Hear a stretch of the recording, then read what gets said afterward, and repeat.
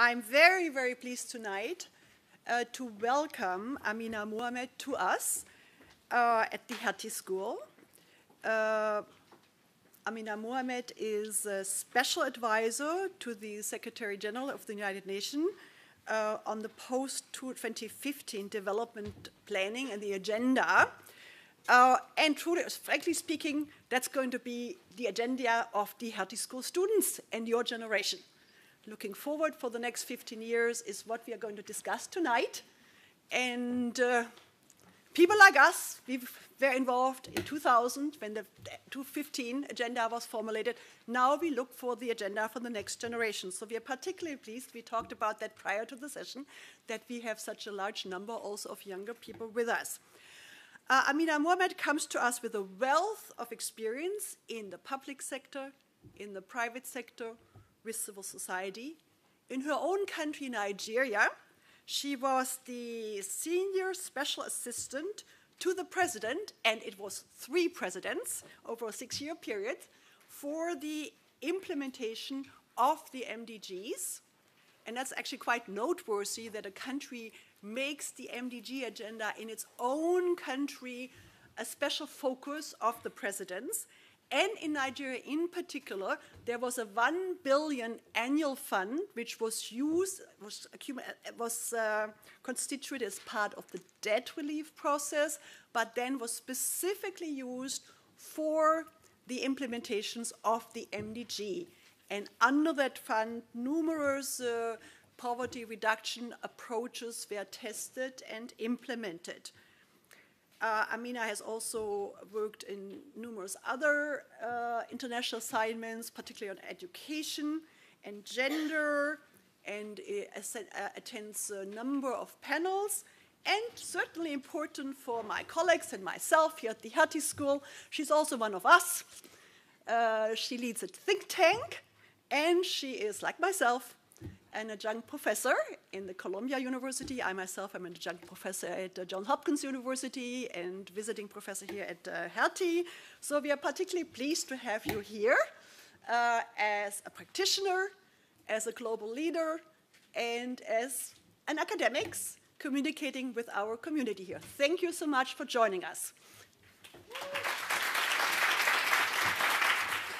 Thank you very much, Mrs. Hartman. And I would say, Anne, as a woman, and there are so many women in this room, so this makes me really feel very excited about it. I've spent the best part of a day in the Development Committee Forum, and it was full of men. In fact, we were almost,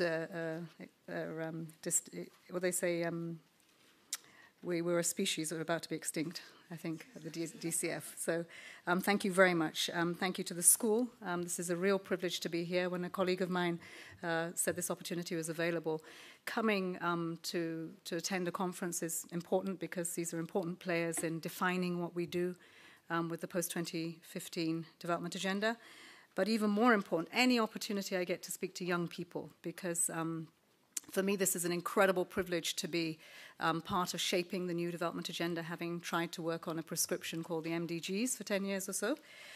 This time, it's one that we're supposed to own, so I'm really looking forward to an agenda that is compelling, that is robust, and that will really meet the challenges and complexities of the world today, so that I can go home to Nigeria and try to help implement that. But I think most importantly, it's about handing over that baton to young people for whom this is going to be the best part of your careers. You are going to be carrying the burden of the next development agenda. I think never more so than now, because it is about a global and a universal development agenda. It's not about North and South, and so therefore you wouldn't hear too much about it, but it's also about the lives and the complexities and challenges that you also face in the North. So it's very much a universal one, and that in itself is a huge challenge for people to begin to understand, is that how do I look at myself in the mirror and not think poverty all the time down there, governance down there. It really is about all of us, and we are now very much in the same boat, and we can see that on a number of issues. So I'm really happy to be here and really discussing the importance of peace, the rule of law, governance. These are new aspects of the development agenda that we didn't have an opportunity to see in the MDGs. And so Now it's often people will ask, so how are you going to do this and how are you going to fit this? And the truth is that I'm not going to do it. We're going to do it. The whole point of a process that member states and governments claimed for their own to lead and to own is that we should do this together. We need to think about it together. We need to look at the implications. Nobody is going to prescribe any of this to us. It has to be from the wealth of knowledge and experience and expertise that we bring this forth. But we also have to listen to young people. We have to listen to people who are about to embark upon a journey of making their own impact in the development world. And that, I think, is more importantly why we should take the opportunities that we're given here.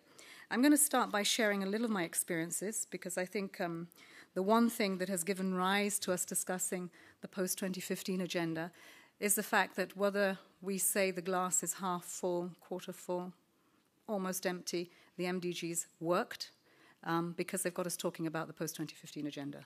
If they hadn't, nobody would have even looked at it. And I have to say, a year and a half ago, when I joined the UN to do this, there were a lot of skepticism about whether we could in fact engage with sustainable development as an agenda, given that we hadn't yet reached the MDGs. And I remember leaving home and the president asking me, well, so does this mean we've done the MDGs now that you're going off to do SDGs? No, far from it. My experience with the MDGs, I think perhaps the first thing to say is that I actually didn't like them. I thought they were a terrible thing that had come to visit us in 2000 in Nigeria. I was very much about the Education for All agenda. It was something that UNESCO had put out.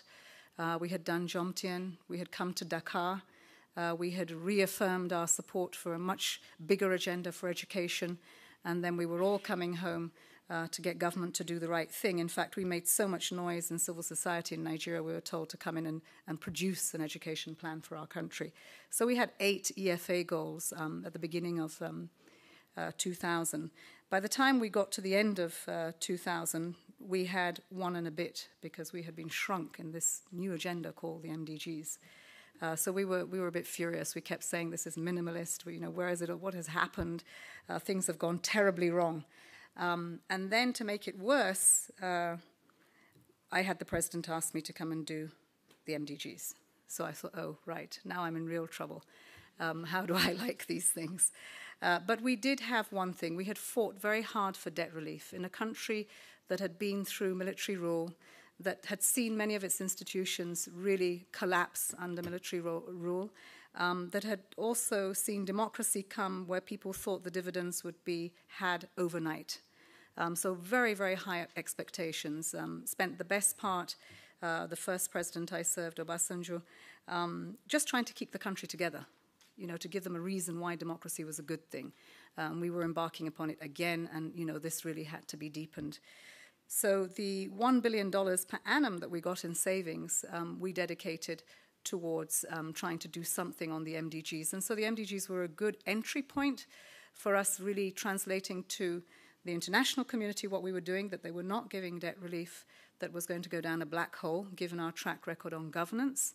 That was really important to them. I mean, Germany played a big role in allowing us the Paris Club deal that got us the debt relief.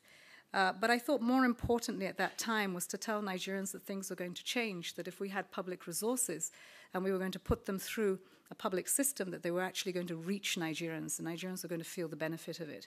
And I do have to say that, $1 billion per annum might seem like a lot of money, but it's a drop in the ocean for what is required to deliver the MDGs in Nigeria. So we, right from the onset, did not say this was going to deliver MDGs. This was going to be additionality to the budget, try to use it for helping with the reform that we had. We had a public sector reform, trying to rebuild institutions, and we also had a public expenditure reform, trying to do better with our own resources and plug all the leakages that we had. So we did have huge challenges. We didn't think, many people, really didn't envy us the job of coming into government to try to spend money through the system. We could have taken the $1 billion, put it in a special fund, and just done projects. We took the more difficult decision of saying that if this was going to work, it's about government delivering service. So we must put it through the sectors. We must put it through the institutions. And maybe as we are putting it in, on the job, we begin to fix the institutions. And that, again, a tall order, and I will go through a number. We spent the first year putting our virtual poverty fund in place, and I will say that actually the lesson we took for the virtual poverty fund was going to Tanzania to find out how theirs was working. The UK government had told us that that's the best place to go. Go to Tanzania or go to Uganda. They're doing the virtual poverty fund really well, and Nigeria could learn from that. The Tanzanians were, of course, horrified. What were these Nigerians coming to Tanzania to do? We had so much money, and, we had this huge delegation because Nigeria is big in every way. And we arrived at a time when they made a special dispensation for us. Tanzania received at that time, over 40% of their budget was coming from aid. And they were just inundated with different donors, one after the other. A typical case of being overburdened by the presence of donors, even though it was aid that was much needed. So they had made a policy resolution there that they'd have nobody coming from the outside of their country to discuss anything on development in the first 3 months of the year. It was called quiet time, so that they could actually think through what Tanzania needed before this tsunami of donors and foundations came. And then along came Nigeria with a rather big delegation.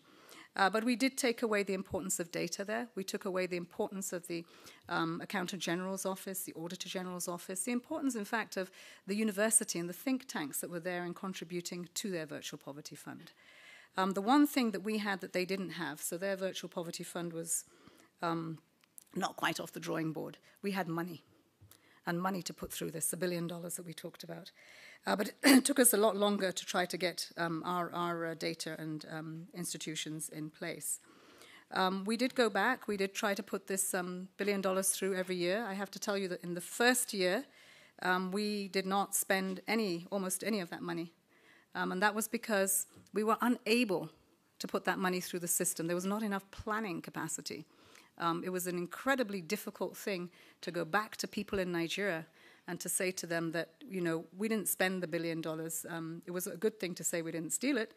And here it is. It's still in the account. But, it was very difficult to tell Nigerians who were dying in childbirth, who were not able to get to school, who couldn't have access to water, that for a deficit in institutions and their capacity to spend these resources, they didn't get that. That was a very painful part of that lesson. But it was a lesson that we needed to have in a federal system, because we had to explain that this was not about, in a federal level at the top, just dispensing money and not knowing what happened at the local level. It really was about how did we help strengthen the institutions at the local level and then come to that regional level and then, of course, the federal level. And for a long time, people had convinced the president that, no, the best way down was this way. We eventually managed to demonstrate to him that for every $10 that we spent in education, less than $1 reached the school. And for that, we were able then to embark upon some innovative financing, even within our country, which was called the conditional grants to states. And that leveraged a lot of compliance with governance, with accountability, with a better use of funds to health, to education, to water. And this is what I would say the MDGs opened up. It allowed us to massage what we needed to do of those goals to try to attain them. It did, in the end, also build, I think, a lot of trust in government that this could happen. One of the first challenges, of course, that we had was that on the executive side of government, there are 3 arms of government: the executive, the legislative, and, of course, the parliament, the judiciary. And the parliament, this is a lot of money. And we have a lot of parliamentarians. And for them, they needed to see the dividend of democracy in their constituencies and in most of their lives. And to have $1 billion that they didn't quite understand where it was going, that was our first barrier, that we have to go to Parliament to have this appropriated. It was not a money that the President could just appropriate. And they did not have any structure to look at this. So for the best part of that year that I also spoke to you, that we didn't spend very much money, I spent most of the time running around 15 different committees just to address the MDGs. And the one thing that you will know about parliaments is that they never reduce the number of committees. They will always be increased, and every one of them has to have a budget line. So it made it very difficult for us to get any coherence, very difficult for us to get any accountability on any line for that. And in the end, what we managed to persuade them to do was to create the first parliamentary committee on the MDGs that brought all of those sectors, health, education, agriculture, water, you name it, gender, they all came into that committee. And so we had that one-stop shop.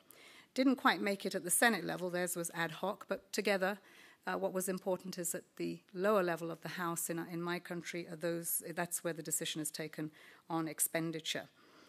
That helped. That really did help for us to get to the grassroots. A better understanding of an agenda development framework that was not legally binding. How did we in fact speak to the Parliament about it? I have to tell you, we fudged the truth. We didn't quite tell them it wasn't legally binding, so it was convenient to let them think that it was.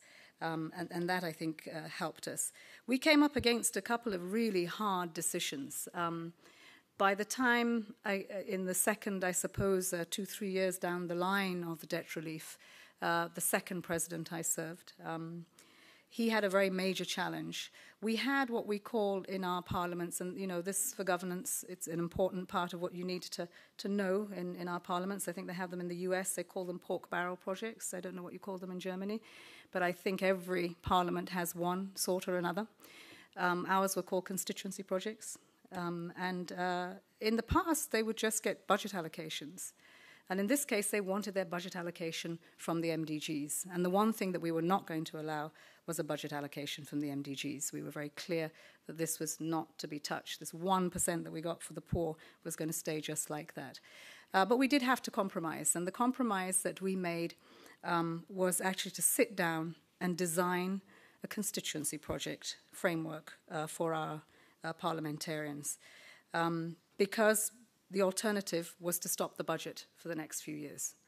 And what did we do with that framework? We managed to get them to agree that in every constituency around Nigeria, it's probably one project that's gone to every nook and corner of the country, 774 local governments, that they would have a budgetal allocation to each one of them, and they would spend it on health, on education, and on agriculture and water. And that's exactly what they did. They either built additional classrooms, they made portable water available, they had primary healthcare centres, they put in drug revolving schemes. In fact, we got them in touch with the people, and we delivered on the MDGs through the constituency projects. So in black and white, that was probably not the right thing to do, because constituency projects should be the whole budget. They should be actually delivering to people. But in this particular case, we tried to do the best we could in a bad situation. And in fact, that was probably the best part of the spending on MDGs, was that every corner got it. We did deliver in terms of water. It opened up a lot, as I said, of issues around how much needed to be invested in institutions. It was something that when they had seen a year of non-budget performance on the MDG resources, that they then agreed that they would take 5-10% of it and invest it in institutions. In civil servants, we actually had to go back to the civil service, back to the training schools, look at the modules. We focused on 4 areas. We said we needed to deliver service in education, health, agriculture, finance.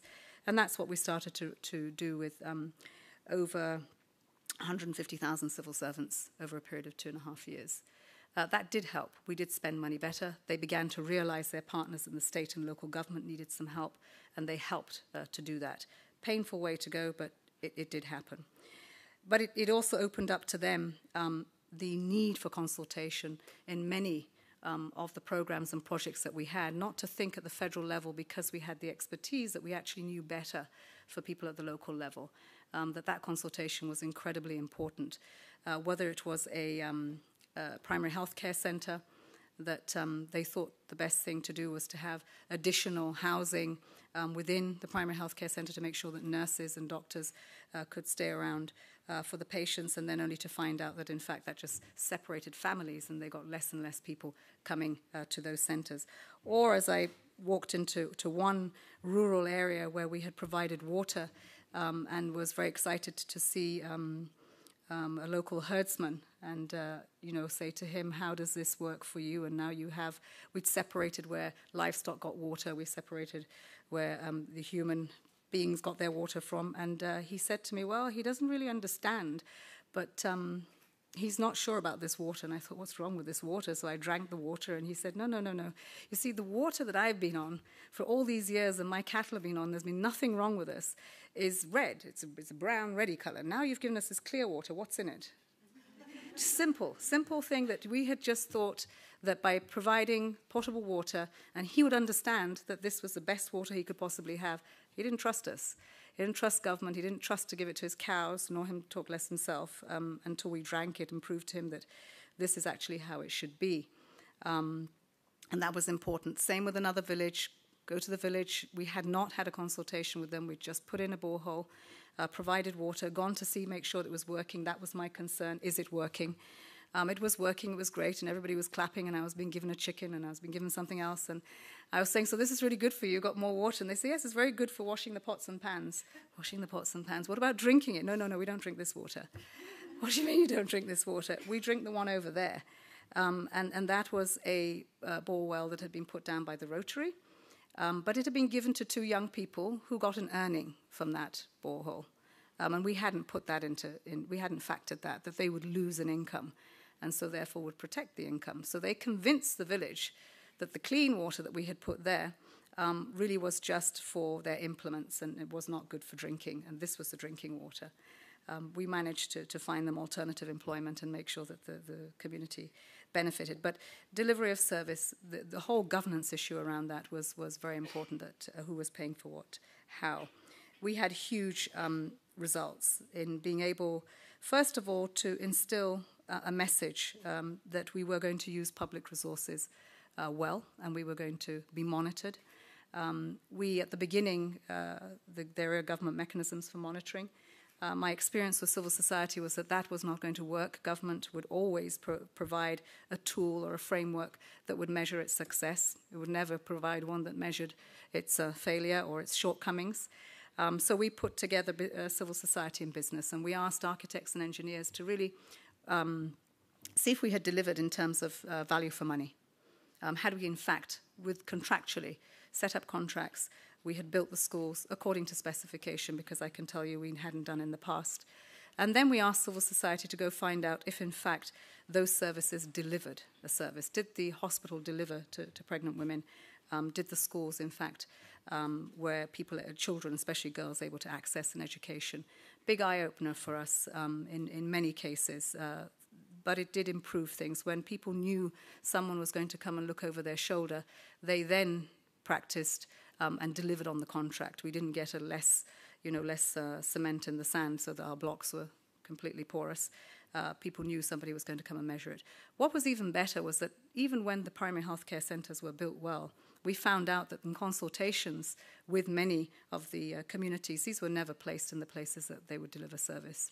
We had one primary healthcare centre on the top of a hill. The woman would have delivered before she got there. And then we found out it was next door to the local government chairman's home. So we managed to change a lot of that. What we did was instill accountability, a sense of accountability. There were checks and balances. We were coming. And this is really what we take into the post-2015s. Experiences like this, knowing that implementation on the ground is a totally different thing. You can write the best theory you like. Once you get to the country level, how are you going to adapt it? How is it going to be a post-2015 agenda that is transitional, that we move from a poverty focus and ODA with maybe some domestic resources, making all of this work better, look at a much bigger agenda, and be looking for other resources beyond ODA, which is difficult enough, to say that you will spend on this and that you would have accountability in place, knowing that institutions are weak. It has to be a transition. We have to know that somewhere along the line, institutions have to be strengthened, capacities have to be built, things that we take for granted here. I don't believe that there are any businesses in Europe that would invest in countries that didn't have a baseline data. Yet for decades, we have been investing in our developing countries without baseline data, with surveys that are usually at 5-year intervals, 3 years late. And they really are just that, they're surveys. So you can't specifically say where people are, and you have all these middle-income countries growing but leaving so many people behind. In fact, most of our poor are actually in middle-income countries. So the issue of inequality, absolutely huge on that. And that's really where we come to talk about the post-2015, transitioning from the MDGs. What we've learned in terms of governance and accountability, the rule of law. If we are in emerging democracies, then we have to know that there are many things that need to be put in place, and we have to perhaps look for a way within the framework. We're talking about sustainable development now.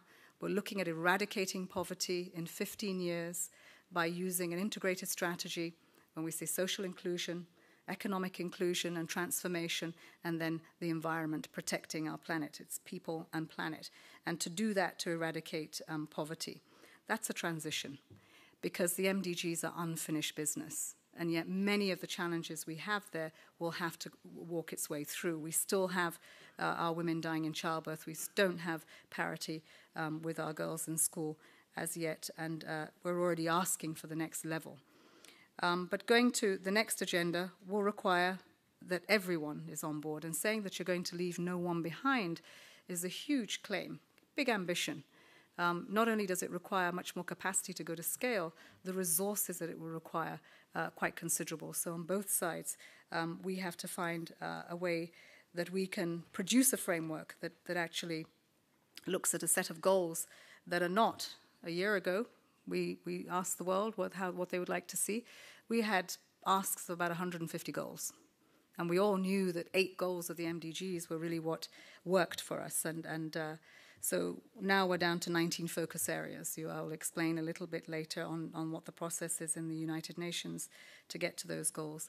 But it's clearly understanding what are our emerging challenges, what are the existing ones, and how do we get a framework with a set of goals that hopefully doesn't go beyond what you can count on 2 hands, because honestly, politicians won't bother after that. Everything else will fall off the edge. And how do we get an integrated whole, sufficient education, sufficient health, enough that addresses the issues of women and girls, that through the whole of this is a rights-based agenda, that we look at economic transformation, investing in clean energy, infrastructure. What about the cities and the demographics that we talk about? And then how do we do the means of implementation for that, and ensure that everyone, as we say, gets on board. Maybe the leaving no one behind, we had the high-level panel report that really spoke to leaving no one behind and gave a set of illustrative goals that we thought would address that. The best illustration I saw of leaving no one behind, but the challenges of governance, was a visit to Nauru. Nauru is a tiny island off the coast of 4.5 hours, I think, by air off the coast of Australia. It has 10,000 people. It's the smallest member of the UN family. And for me, this was really the litmus test. Our attention to Nauru would, in fact, be the measure we should use for how serious we are about leaving no one behind. On an island that had had great wealth, but had it exploited, it had it really basically decimated by bad leadership. This is an island that the extractive industries now showed that there was no place on that island. In fact, I think maybe 1 or 2 small patches where you could grow anything. Climate change had taken its toll around it. So the sea around it was no longer delivering either. They were either competing with dolphins for the tuna that it had, or that the reef itself had lost the periwinkles, as it were. They had to dive deep for it. But more importantly, you had a community with 95% diabetes, type A, and you had just over that in terms of obesity. You had education systems that, in fact, the Australian government helped with, but there was no future, so people didn't. They went in, they signed up, and they didn't continue. So people didn't see the value of education. That was a wasted investment. You had a democracy that was rather odd. The president there could decide whether he would call or not call Parliament to discuss. So the opposition, we were not sure quite why it was there. Where we had issues around the rest of the world, in Africa in particular, we always talked about the access that women needed to land so that they could really get on with empowerment. In this particular case, Nauru, the people own the land. And in many cases, they wouldn't let the government have the land for health facilities or for education facilities. So everything was on top of its head. And then it was so far away that perhaps certain governments thought we wouldn't notice when they put centres up there for migrants that were passing through. And some of those migrants, quite frankly, the numbers that we saw coming into that island were going to cause a huge change. So what could we do to really challenge Nauruans to take their own destiny in hand and know that the outside world would try to help them do that if they were trying to right wrongs. That's a work in progress, but it is something that we want to watch, because it is really a measure of, how do they get their governance right, and then how do they deliver, and how are people brought into understanding that even with the power of land, they also need to negotiate for those services and make sure that they get delivery. So for this, as I would say, really ambitious development framework to take place, it cannot be business as usual. It's a universal agenda. It means that we are no longer speaking to a global governance framework that just talks about countries.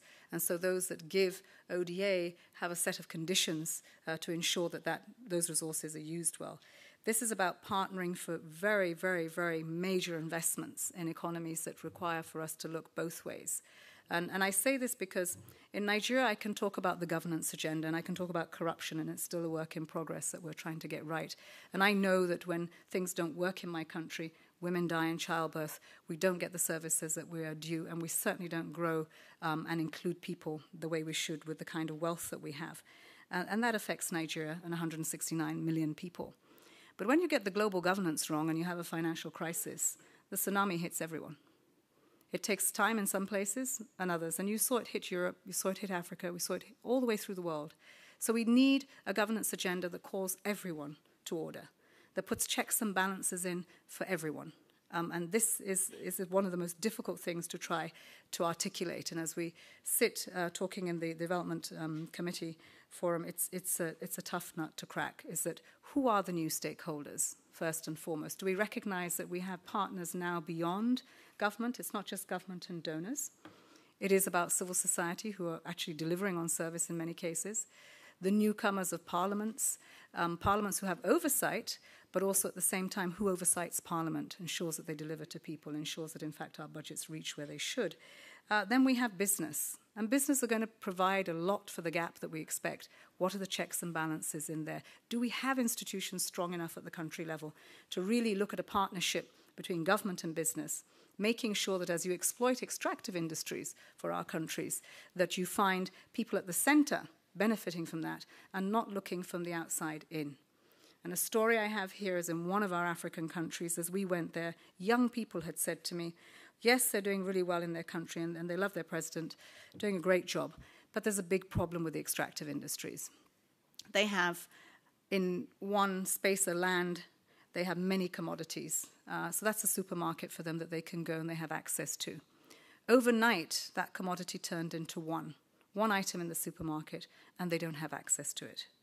So they were not included in the fact that we saw many items that they farmed at that local level. Suddenly that land being claimed for one commodity that was being exported. Yes, revenues came into the country, but those revenues did not generate back into those communities to help them or give them an alternative. So they ended up looking from the outside in. So how do you involve them to make sure that you don't get unholy alliances between government and business, and that people are at the middle of, are at the center of this? The business doesn't come off the face of poverty. Business wonders, it looks at the bottom line. That's what it does. And you have to recognize that. But that bottom line can be with people at the center. People can benefit, and business can benefit, and we've got many examples of champions for that. And so that is another part of the whole governance structure that needs to take this big paradigm shift of looking at a much more broader agenda. We know that our member states now have come to a realization that the next development agenda is going to be a universal one. It's going to be one set of goals, and what we call them at the end, we will see. I have to say, a lot of young people say to me, sustainable development goals, what does that mean? So I think we're going to have a competition to call them something, but we will get one set of goals that embraces the dimensions of sustainable development. And there is, for the first time, a recognition that we have to have governance, the rule of law, peace, all important as enablers and important development outcomes for sustainable development. And we know that conflict and violence in our countries is different across the regions that we want to talk about today. We're talking about our 5 regions. The kind of conflict that we address in Africa is certainly different from that that's addressed in Latin America. And how do we look at that? How do we put in the checks and balances to try to see that everyone comes in here? And a lot of the violence that we talk about, we often look to women, we look to children in conflict areas, and we really try to see how we can address all of that. And it will have major implications for institutions and how they cope with that. We know that democratic governance is inseparable from the rule of law, yet these two words can almost stop a negotiation: democracy and the rule of law. And we have to remember that this is not a boardroom you go into with a few directors that you have to convince. It's 193 member countries. And 193 member countries have to get consensus. And we have two processes where we have perhaps 70 representing the 193, and in the finance on the other side we have even less. So how do we get around discussing governance, the governance agenda? We're convinced that if we can push for how important it is in delivering a service to have institutions to underpin that, that's what it means: sustainable development, eradicating poverty, and making sure it's irreversible. The irreversible bit is the investment that we make in people and institutions, systems. That's slowly beginning to gain some traction. The rule of law, certainly we recognize that that's important, but we have to find a different way to communicate that. Access to justice, making parliaments understand that without the rule of law, they cannot execute the appropriation bill. They cannot provide the instruments that we are going to need to facilitate investments come into the country. If we talk about tax havens, as we do now, as a main channel for getting resources back, we have to have stronger, more robust tax systems in our countries. That means we have to invest in them. Those are institutions, and laws will have to come to be made in place of that. And frankly, we don't have those sort of capacities, and that's the kind of message that we're sending back. It's the same with the human rights agenda. And we know that the UN for us is built on peace and security, human rights and development. But the human rights agenda is also taking its toll. And often that is because, again, the rule of law is not present, and so has to be. Growing our democracies and deepening our democracies also needs that. And there's a complicated discussion on what that, how we go about that. And we've highlighted that in the Secretary General's report, in A Life of Dignity for All, and we hope that he's going to, at least our messages will get across that transparency is going to be important, and reporting both sides in all of this, and that somehow we can hold local authorities as key actors ensuring accountability and participatory governance. The UN Millennium Declaration, I mean, people say to me, so what is it that's going to bind everyone together? The UN Millennium Declaration that we had in 2000 is still as valid today as it was then. There are many aspects of it that we didn't even apply, and it has identified democracy and participatory governance as one of the 6 fundamental values. I think we need to go back to that value system and really reinforce and recommit to all of that. Certainly in the recent reports that we've all had, and hopefully you have access to them, we have reiterated a lot of that. There are still various options, and we hope that we will look at a standalone goal that is being proposed. There is consensus around that. The fact that you would even get governance on a development agenda is ambitious enough. I mean, many will say it's not ambitious enough and we need to do more. But you'll be surprised, as I said, the word rule of law, democracy, governance can shut down a negotiation. What we want to do is to open up the door to the possibilities, to do what we did with the MDGs, which was take them as a baseline and not a ceiling, that we open up the door to governance, that we talk about institutions, that we then in our countries can raise the ambition for how that should happen. Finally, let me just talk a little bit about understanding the complexity of this development framework. We had 3 years to put a development framework in place, which member states own. We're halfway through that now. 2 major processes. And many of you, I'm sure, if you haven't, certainly many, many youth around the world, in fact, many million, I should say now, have given us their input into the world they would like to see. So inputs into that process we are hearing loud and clear. The Open Working Group finishes its work in September this year. It hands to the General Assembly a set of goals. Together with that comes a financing framework from the experts group. And that's with their outreach to tell us this is a framework that we think you will need for a development agenda. The Secretary General, and this is where our work comes in, gets to pull together a report. It's called a synthesis report. So all the different issues that I hear today, that we hear through the Open Working Group, through the Finance Group, through many other channels, come to form the basis of the final negotiation, which then takes about 9 months to get to where it needs to get to. September 2015 is when we have a new framework. And there's a lot of pressure, a lot of understanding, many of the implications for a new development framework that are not yet understood and that need to be understood. And I hope today, when we interact this evening, you will ask the questions that need to be asked. Even if they sound like they don't belong in this room, ask them. Because no one really has been through a process where 193 countries determine the future of the next development framework. What we've had is a sign-off on a prescription. This time you have members in New York who mostly are from the Ministry of Foreign Affairs, if not development planning, and we're asking them to be experts on health, on education, on empowerment, and maybe they'll get there, maybe they won't, but we have to inform that process. I'm absolutely sure that we're going to get a development framework by September 2015. What I'm not sure about is whether the ambition of that framework will be such that it can respond to the challenges and the complexities of this world. And that then, if we don't get that, we would say, well, then what's the use of multilateralism? This is a big test for multilateralism. Are we better together or apart? I'm convinced we're better together. I think we need leadership and we need political will, and we need to hear the voices demanding that, because this world, for far too long, has suffered, as the Pope says, we've now become a globalization of indifference. And that has to change. That has to change. People have to matter.